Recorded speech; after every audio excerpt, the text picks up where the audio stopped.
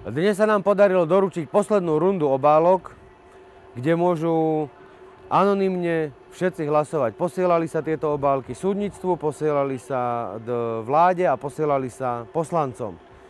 Pre tých všetkých ostatných, ktorí by chceli zahlasovať, na stránke nespi.me bude táto možnosť od zajtra 15. mája, kde môžete slobodne vyjadriť svoju voľbu a koho by ste prípadne mohli alebo chceli zvoliť za šéfa Najvyššieho súdu.